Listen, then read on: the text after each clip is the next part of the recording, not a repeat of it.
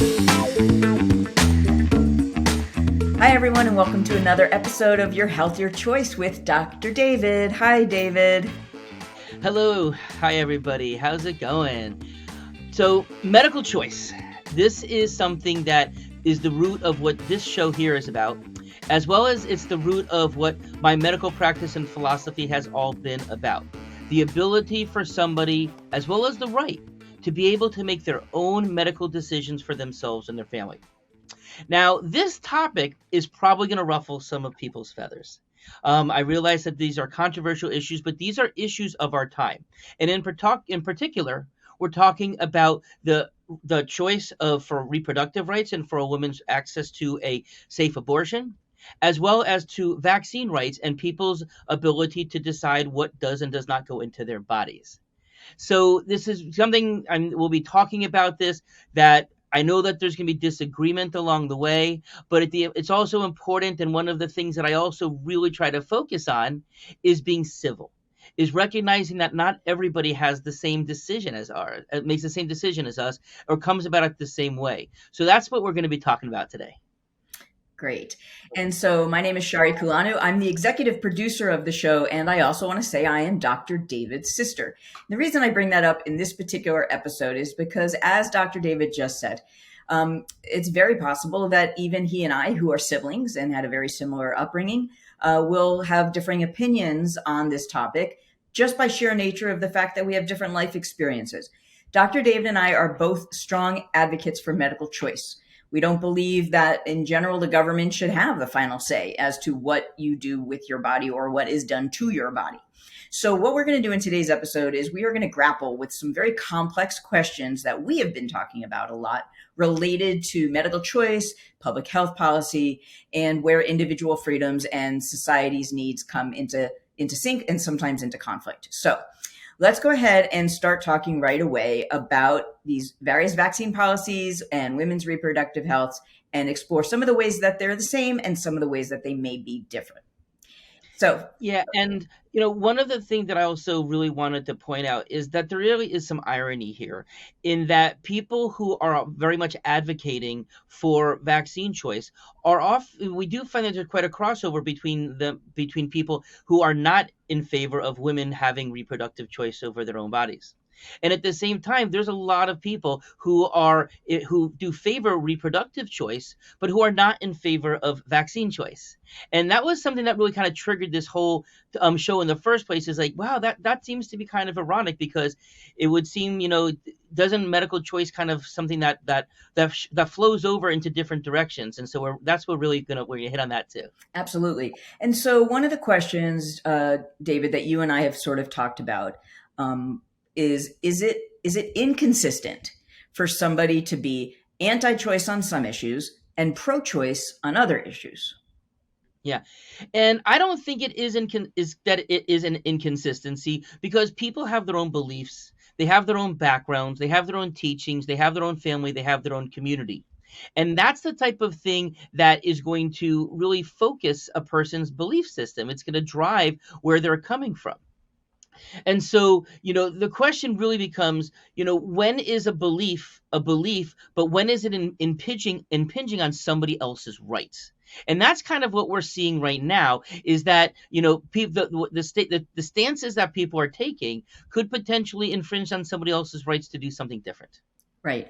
And it's funny, you and I were even talking about sort of like a high level example of this, right? Like we talked about the fact that, for example, the Pope of the Catholic Church is somebody who has come out very strongly in terms of when life begins according to the Catholic Church, and reproduction rights related to that, and has also come out very strongly in favor of vaccines and vaccine policies and getting that out there. So, this sort of hits us at all different levels. Of course, one of the differences there is that affects people that are in that church.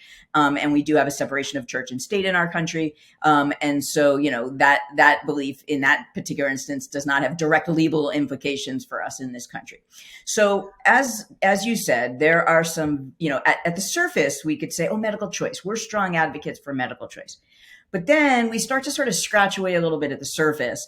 And that's why we want to unpack some of the ways that there are similarities and differences between these two very, very hot topics right now, which are vaccine policies and abortion laws, which are now coming up again because of some of the state laws that are being passed. So let's talk about the intention or the stated goal behind a health policy and whether that matters. So take a first stab at it, and then I'm going to talk a little bit about some of the legal framework. Yeah, so recognizing that everybody is trying to do the right thing with their decisions, okay? But, in the case of a public healthcare matter, it obviously is something where if the government is trying to look over in our case in America, 330 million people, that there's going to have to be some decisions that be made that may not be popular to everybody, but it's with the intention of public health in mind. So, we've already seen probably 170 to 200 million people have probably caught COVID already, even though that's not what the official number is. That's probably a more accurate number. We've seen 750,000 people have died in this country. So we recognize that the policies that are being made, whether it was back with the mask mandates, whether it was with the lockdowns that we saw a year and a half ago, there was an altruistic intention here of we are trying to save as many people's lives. We're trying to keep as many people out of the hospital as possible. We're trying to stop these long hauler diseases where people are having these very complicated long diseases. We're trying to stop the uncommon but over 2,000 cases of the MISC, the children who have had these very, very severe inflammatory Stevens-Johnson types of reactions that can have incredible morbidity. There has been not many, but there's been a couple hundred children who have died. And so how can we minimize that? Right. And so that's what those decisions are. Where at the same time, when it comes to reproductive rights, it's obviously much more of what's happening within that particular family, and certainly has much less of an impact on those around them, except for what those around them may have a belief of. But in a family situation, it's really just impacting the people who are immediately involved. Right. And that's something that we're going to come back to talking about later is, when we start talking about who is impacted by the restriction, does that matter? Right. So we will definitely circle back around to that, later. And also, one of the things when it comes to vaccine mandates that we've talked about, like you said, is that this is a kind of a constantly changing framework. Which is why local governments are getting involved in trying to voice what they think is best for their community, why you have it at the state level, why you have it at the federal level, because there's just a lot of moving parts. Where we were 3 months ago when a lot of the vaccine mandates were really put into place is in a different place of where we are now, that many more people have been vaccinated and many more people have had COVID. So we're sort of in a different place in terms of approaching herd immunity than we were even 3 or 4 months ago. So let me move us into talking about this next topic, which is, does it matter who is making the policy, right? In terms of when we're looking at like what's right and what's wrong, and like, can you take away my rights or can't you take away my rights? And these are a couple of different things that we're talking about here. So first of all, you have certain situations where you have appointed officials. They may be appointed by the executive branch, or they may be sort of lifelong career scientists or health policy experts, people that have been doing this for decades, and that are sort of offering up their expertise related to what they think is best for, in this case, the community, the country, the state, the schools, whatever have you. And then you also have elected officials who are obviously put there by the people they're supposed to be representing, but sometimes they absolutely have no clue what's going on from a scientific or otherwise public health perspective. And so they're also at the whim of trying to get reelected, which is not always in the interest of the best public health, quite honestly. So talk a little bit about that, but I also want to give you some space to talk about when we're looking at the government and some of the areas that I just said, elected officials, appointed officials, and also the private sector, when we're talking about corporations. Yeah, so it's a very interesting opposite because, how often will I hear a politician that makes no logical sense relative to a particular topic? And I hear this all over the place. We know that there's not much of a criteria to be elected as a public official. and maybe there should be for what we see out there. But I mean, from all different angles, I will hear someone just like, oh, that is just such not a scientific truth. And I realize that as a physician, also as somebody who has spent much more time thinking outside the box, somebody who's trying to look at it from different angles, trying to see other people's points of view. And that's something that's really lacking right now. How often are people trying to look at another person's point of view, take that into account, and then try to create a conversation that's a safe space around that? And we've seen so little so poor public discourse. I mean, it's just it almost we've it kind of comes back to this: if it's not the way that I believe, you must be wrong, and we know that there's people read their social media and they get fed that same information. So when it comes down to the officials themselves, it is challenging because the people who may have the most information are not necessarily the people who have the biggest platform or the biggest microphone. Right.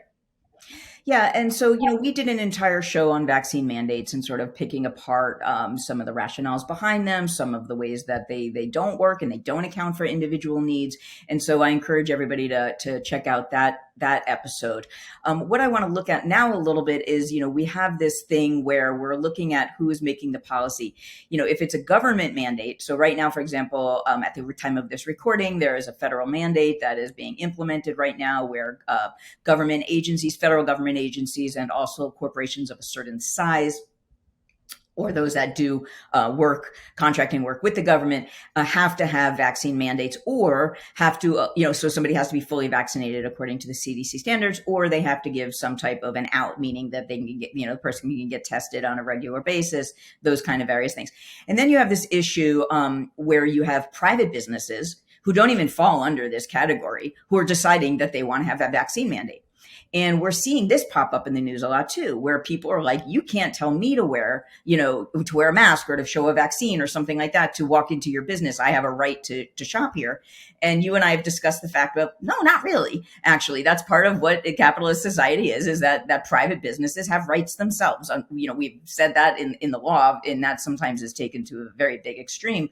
But, corporations or companies, small mom and pop shops too, they have the right to protect their bottom line, to try to make sure that their business can stay open through the entirety of this pandemic, through various waves and ebbs and flows. They have the right to protect their employees, their customers, and that whole thing. So talk a little bit about if you see any difference between when the government is making a policy and when the private sector is making a policy. A mandate, not just a policy, a mandate.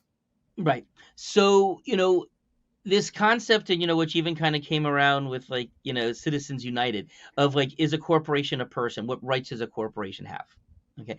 And so does a corporation have a right, as you said, to protect their customers, their staff, themselves, their bottom line? And if they make the decision that if everybody gets sick and they can't follow through on the manufacturing side or whatever, or if people don't want to come into the building because they're concerned that they may catch a disease, then I believe that they have a right to make that decision, just like a person has a right to not work someplace and a person has a right not to go shop someplace. They can go elsewhere. Right. That is different than the government. And, one of the things which is also, I'm happy that the government, as part of this conversation, was very clear that people have an out. If they don't wish to get vaccinated, they can get tested once a week. Okay, that's something. And again, who wants to have a stick put up their nose once a week? I get that. Who's going to pay for that? Another interesting topic. But at least there's that out. What we're seeing in the public sector, though, is even more so, because a lot of these private sector, a lot of companies aren't even giving people that option. It's like you get vaccinated, or it's a jobs or jabs kind of consideration here. And so that to me is a little more frustrating, because that's taking away a person's right to make their own decision as to how they proceed, I guess, unless they wish to just not work there anymore. Right. Well, and again, we dove very deeply into that. And I know you and I, we're sort of continually evolving our thoughts on this. So it's very easy for us to just go down that rabbit hole again. I'm going to pull us back for a second just to talk a little bit about, looking at these two issues and where there are similarities and differences, and where there may be some things that seem a little, ironic or inconsistent or even hypocritical at times. So for example, you and I were talking just a minute ago about officials and legislative bodies, and that sometimes elected officials have no clue actually what's going on. I also want to introduce into the conversation that, we have a history in this country that has sort of institutionalized power into certain groups of people, and that when you look at state legislatures, for example, across the board, almost majority of state legislatures continue to be predominantly white men, right? And you can argue various reasons why that is the case. And a lot of it is just because that is where power has traditionally lied, and there's been things that have been put into place to maintain people in those powers. And so one of the questions I have then is, when you have a predominantly male legislative body and they are passing a law that is only going to affect a woman's right to make a choice, a medical choice, how does that factor into it if it's only that the women in that case that are being affected? If a policy affects only a particular portion of the population, does that affect then how we start thinking about medical choice? I'm going to talk a little bit about some of the legal aspects of that, but first I want to give you an opportunity to talk about sort of where how a policy may affect different people. It comes into this conversation on medical choice. Right. So, and we can obviously put it down to who does it impact? Pregnant people. Okay. I mean, obviously that's one who it's impacted. Obviously, the partner of the person, obviously that's part of their involvement as well. But at the same time, it's not just who is it impacting. So, for instance, we know when people are from underserved populations, minorities, people who are less likely to be able to hop on a plane and get to a state where they can get a safe abortion performed, then that could significantly, not everybody can take off a week to go do that. Not everybody, even within the state, within the restrictions that are being placed, where people have to come back a second time and they have to get an ultrasound and then they have to come back a third time. A lot of people can't be taken off work for that many days, and that can be something that could actually prohibit them from being able to exercise their choice as to what they want to accomplish for a whole sundry of situations. So again, that does lead to some inequity here, because we know that there are people who do have the ability to go and receive and get a safe abortion as long as they have the finances and the resources to do so. So it really does single out certain populations more than it does with others. And I think it's a fair consideration, a topic to talk about, because we recognize that when it comes to vaccine choice, it's kind of like equally affecting everybody. Right. So, yeah. And so that's one of the things I want to do right now without going into professorial mode or professor mode. Some of you know that that I did go to law school, and so I have studied constitutional law, although I'm a little bit rusty on it and had to review it myself. But I just want to give a little bit of sort of a framework here. And I want to say that the reason that in this portion of the conversation, I am going to sort of lump everything into one category, whether it's an ordinance, a regulation, a policy, a mandate, a law, something that's gone through the legislative body, so I'm just kind of putting everything that could come out of the government as a policy, as a means of creating a policy. I'm going to kind of put that into one bucket, because if I don't, this will be an entire course and much longer than the context of this. So what I want to say is that at the very, very basics, when you're looking at whether a government law or statute or ordinance or something like that is constitutional, the courts will have a series of questions that they're going to ask themselves. And these are called judicial review. There's various tests, and they're sort of like tiered. And the reason that they're tiered is because it has to do with who's being affected by the law, how was the law crafted, and all of these different things. So let me give you an example. There's something that's called the rational basis test. And really, this is like sort of like your sort of bread and butter test. If somebody is saying like, is this law constitutional or not? The courts will usually look at, is there a fundamental right at play?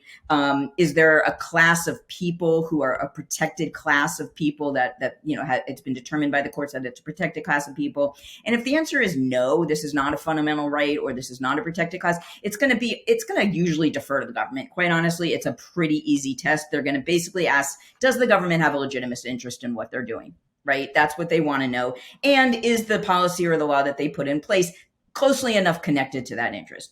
And then you have these higher levels of tests that the government will put in that are heightened levels or strict levels. And those really start to come into play when you're looking at protected groups of people, or you're looking at fundamental rights, First Amendment, Second Amendment, or you're looking at protected classes of people, of which the courts have very clearly said that gender is a protected class. And this is one of the reasons why when abortion restrictions or abortion policy and laws are brought to the courts, in general, what has happened is it is deferred to having a higher level of scrutiny. The government or the legislative body has to prove a much higher thing. They have to have a compelling interest why they're doing this. And they have to narrowly tailor that law to make sure that it is really like finally getting at what it's getting at. Okay, so hopefully I didn't bore people by that. But the reason I'm bringing that up is because it's something I've been thinking a lot about when I think about medical choice and when we're looking at abortion laws and we're looking at vaccine policies. And so one of the things you said, for example, is who is affected, right? Vaccine mandates are not singling out anybody. We may not like them, somebody may not like them, but they apply to everybody. Race, creed, sexual orientation, gender, nationality, it doesn't matter. If you are falling under a vaccine mandate, you're falling under the vaccine mandate. In contrast, abortion laws are only targeting pregnant people, right? Or that's the way that works, right? That's the way that works. And so as a result, just even the level of scrutiny when you're starting to look at, is it constitutional? Because a lot of people say, you can't tell me this. So these are just interesting issues that we really need to look at when we're talking about medical choice, is what type of a right are we even talking about? So what I want to do is have you look a little bit, you already started to say about who is affected by a policy. So talk about who, when the government is making a policy related to vaccines, who is intended to be impacted and who is actually impacted. And then when the government is passing laws related to reproductive health, who is intending to be impacted? What is the reasoning behind it? So talk a little bit about like, what's the reason behind the policy? Okay. So there's a lot to unpack there. Yes. And, and I realize that this is, as we talked about before, this is controversial because of depending on how people think, they may, two people may answer that question very differently, and it could be completely right within their framework. Okay. Absolutely. So obviously when a person's talking about the mandates, laws, whatever that have been put forth relative to COVID, for example, they're trying to take care of everybody. Everybody is potentially impacted. People who are vaccinated who don't wish to be, they're being impacted. People who don't wish to be or wish to be but have a side effect, they're impacted. And then of course, one thing we do know, side effects aside, we do know that the vaccine works. In terms of, if you look at the number of the antibody responses, if you look at the reduction in the severity of illness if somebody were to catch it, it's very clear that on that side of the does it work, plain and simple, that's kind of there. Now, when it comes to reproductive rights, again, who is it impacting? It's not impacting society as a whole, right? I recognize people who view when life begins. I understand that when it comes down to other things, how they can take the stance of, well, if we believe that life has begun already and one is terminating a life, and termination of life is should not be legal. I understand that. I also understand, like, for instance, as a Jewish person, who believes that that life does not start at conception. We believe life begins with the first breath. Soul doesn't even take over for 30 days after that. So does passing a law to subscribe to one person's religious belief, but then goes against somebody else's religious belief, then we're also starting to talk about separation of church and state types of situations here, which we, of course, should be completely out of when we're talking about a government. So at the same time, now it comes back to the who does it being impacted, and not just the who does it impact, but, a person who has to bring a child to term. What is the impact on that person if they don't want to? Psychologically, that could be incredibly difficult if somebody feels that at this time in my life, I cannot raise a child. They can put up for abortion. Up for adoption. But think of the psychological effect of giving up a child. That can be devastating to somebody, even if they think it's the right thing. Right. Well, at the same time, the financial impact, if one, how much it costs to raise a child, to educate a child, to feed a child. And, there's people who are not ready for that either. So again, to be able, the question is it right for a government to be able to force all of that on somebody as well? Right. And so it really makes for a really fascinating conversation, and why I realize that this is like as controversial as we've gotten so far. Right. But I really wanted to have this whole conversation in the first place for people to be able to hear, oh, well, there's that point of view, or there's this point of view, and very few people, can think outside that own point of view. Right. It's very interesting. I've seen for these two issues, I've seen in all these instances of, government hands off my body, right? You're not going to tell me what to do with my body. And then there seems to be, like, in certain cases, a parentheses, except, right? Like, government could tell you what to do, or you could tell me what to do in certain situations. And somebody had recently said to me, well, one of the differences is that, a vaccine is being put into somebody's body and there's an actual intervention, there's altering of the body and that kind of thing. And that doesn't happen, with a pregnancy. And I was like, really? Because actually, if a woman is made to stay pregnant, right, it hugely impacts her body for the rest of her life. There can be chronic conditions, gestational diabetes, impact on the body, impact on the organs. And that's just the health aspect of it, right? Like what's being asked of that person. And so I want to move on to the next subject because I find this to be interesting, which is, let's look at some alternatives, right? So if we want to try to find middle ground that could potentially have a bigger tent for people, right? Let's look at what some of the options are that could be put into place regarding options for having strict vaccine mandates and what some alternatives might be. And then let's look at some of the strictest abortion restricting laws and look at what some alternatives may be in those cases. So why don't you first take a stab, since this is kind of right up your wheelhouse, in some of the options that you feel people should be given as an alternative to being mandated that they have to be vaccinated and have something put into their body. Yeah, sure. So to me, the most obvious are the people who are already immune. So we know that people who have had COVID before, in our practice, we're able to document because a very simple antibody blood test can prove that a person has immunity. We can even see what level of immunity they have, although we don't know what number for the antibody level is there. But we can certainly say that's a more robust number versus this is a barely scraping by level. And there's been plenty of research that has shown the level of immunity sometimes is significant. In some studies, show it's significantly better than people who have gotten the vaccine, although other studies have not supported that as well. Okay, But that would certainly just to be be clear. So right there, you're talking about the potential as an alternative would be if we were able to put into place some type of antibody testing. That would be an example. or proof of a positive test. Okay. I know that that's what they do in Israel, for instance. And that's what they do in certain parts of Europe as well. So this isn't even a theoretical question. There are countries that are already doing this. Right. And so, okay, so we talk about antibody testing. We talk about testing, just straight out testing to see whether you're positive for COVID, right? So that's that regular testing out. And then what are some other sort of general things that can be put into place that have, we're all familiar with, that have been put into place to try to allow us to get out of this pandemic without forcing everybody to get vaccinated. Like frequent testing. Obviously, a person, people are going to get sick. COVID's going to be around for a long time, whether everybody else gets vaccinated or whether they don't.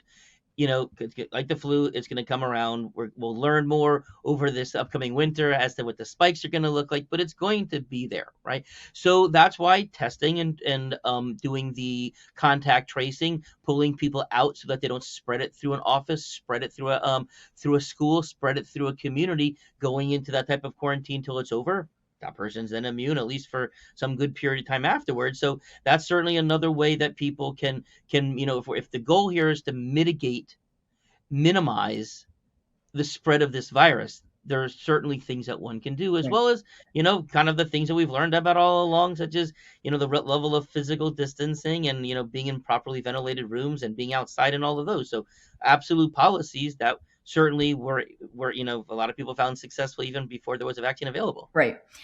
Before we start to wrap up, I kind of want to talk on the other issue we've been talking about, which is what are some potential alternatives to having very restrictive abortion laws and taking away that medical choice of a person.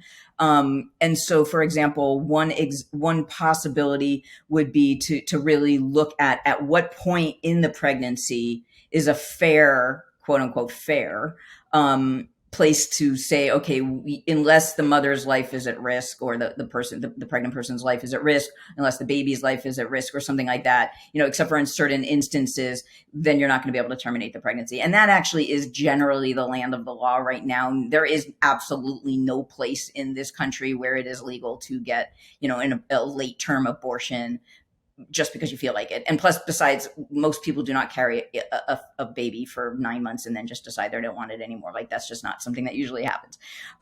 So one possible alternative is to have in place something that is more what some people would consider a more flexible or reasonable standard. So I'm going to just go straight at it right now and say, for example, one of the laws that's being passed right now that's talked a lot about is the Texas law, which is also known as the heartbeat law. And that is basically saying that once a heartbeat can be detected, then an abortion is basically now not allowed. The only issue there is that, if I understand correctly, tell me if I'm wrong, that occurs at about 6 weeks. And many women don't even know, or many people don't even know that they're pregnant at that point, right? So it's kind of like this thing that just sort of like makes it seem like, oh, well, you should know by then. You should know by then. But the truth is that's not the way the body works. A lot of people don't know by then. A lot of people don't have regular menstrual cycles. They just don't know. I'm going to throw one thing out at you, and then I'm going to let you kind of wrap up this whole thing by talking about what the public discourse is. I know this is a longer than usual episode, but like we said at the beginning, there's a lot to unpack here. There's this question of if you're going to take away somebody's right to choose whether to vaccine or not, then you have to give them alternatives. Similarly, if you're going to take away a person's right to decide whether or not they're going to carry, have a full pregnancy or not, or to terminate, then you have to give them certain alternatives. So, for example, if you're going to tell a person that they can't get a legal abortion, should there be certain things that are put into place? Financial assistance, for example, medical insurance guaranteed to that person to make sure that they get the health care that they need. There was sperm involved. That's just basics of life. Should the person who was the contributor of that sperm have legal responsibilities from the moment the person is no longer allowed to get an abortion? Should they have should they have to give child support? Basically, should they have to pay the person who's carrying the baby for, medical care and all of this stuff, right? So those are some of the things. And I think when we start bringing that up, it starts asking a lot of questions, right? One of them being is, if you're able to tell a woman what she needs to do with her body or can't do with her body, how would you, Dr. David, feel about the radical idea of saying that all age-bearing men reach a certain health should have a reversible vasectomy so that they can't cause an unwanted pregnancy, right? And and when they're ready to have a wanted pregnancy, then they can have their vasectomy reversed. How would you as a man feel about that choice? It's a patently ridiculous thing, in my opinion. This is, again, we are trying to advocate for choice here. Okay. And that is not a choice. That sounds to me like a mandate, right? For that matter, making it that a woman doesn't have a choice, and then the government is going to then pay for it, is still coming back to that woman didn't have a choice. Right. Yes. Would it be great if there was the type of support for a woman to be able to do that? I guess if that was where the option lies, but I don't look at that's where the choice really needs to be at. Right. That's not what medical choice is. Right. Exactly. So, I know that I just threw a lot of stuff out there, hoping that it kind of gets some comments, because I think these are really important issues, where we did touch on the surface, but I do think it's important to really start to peel back some of these layers of when we're talking about choice. And for people to really ask yourselves, where do you stand on this, right? Like, where do you personally stand on medical choice when it comes to these different issues? And ask yourselves and your loved ones, how do you reconcile times when that may not seem to be congruent, right? But the most important thing that we want to come out of this is the fact that we are currently in a place where the public discourse around this is horrible. Right? Like, it just seems like there's vitriol being thrown all over the place. There's a lot of blaming going on. There's a lot of it's my way or the highway. So, Dr. David, I know this is like what you have built your entire medical healthcare profession on. Talk to us, preach us, tell us about public discourse and civility, because I know it's your thing, and I agree with you 100%. Yeah, when there is this thought pattern that it's my way, I know I'm right. If you disagree, you're wrong, right? And things just aren't that simple. But you know what? It's okay for people to be wrong also, and it doesn't necessarily mean that they should be incarcerated because of their beliefs. And so, in our practice, I'm very fortunate to take care of people from all different walks of life and all different beliefs. And the types of things that are being discussed here, I have people who very strongly fall in each of the different categories here. And I know that some people are having the same kind of questioning in their head. I realize that some people are not. But at the same time, how can we disagree without being disagreeable? How can we not do the name throwing? How could we not make somebody feel bad or feel scared? Because people, especially like, in public gatherings, things can get very dicey and very scary about these things. And so, I would love for everybody to, like, whenever you have a conversation, take a breath, take a second breath. Use mindfulness. Is this something that is going to help move us forward, or is this something that's going to just further drive us apart when we're already driven far apart? Right. And I know something you have talked a lot about is have grace, right? Show grace to people, show it to ourselves, show it to other people. We don't, you can't walk in another person's shoes. You don't know what their life history has been. You don't know what their medical history is, or their socioeconomic or their genetic predispositions. You don't know any of these things. So before jumping to conclusions about why somebody is right or wrong on these very hard and difficult topics that we're talking about, again, just try to have a little grace and recognize that nobody is trying to do the wrong thing. We are all trying to do the right thing. And it doesn't actually help when we tell the other person what to do, what to believe, and just have no room for disagreement with civility. So with all of that in mind, in this elongated episode on this very hot topic, I do want to thank you, Dr. David, for another great show. I want to invite everybody to please check out the comments below and give us your thoughts. There's been a lot said here. I'm sure some of you have opinions about it. We would love to hear those. We'd also love to hear some of the things you're grappling with that we may not have talked about.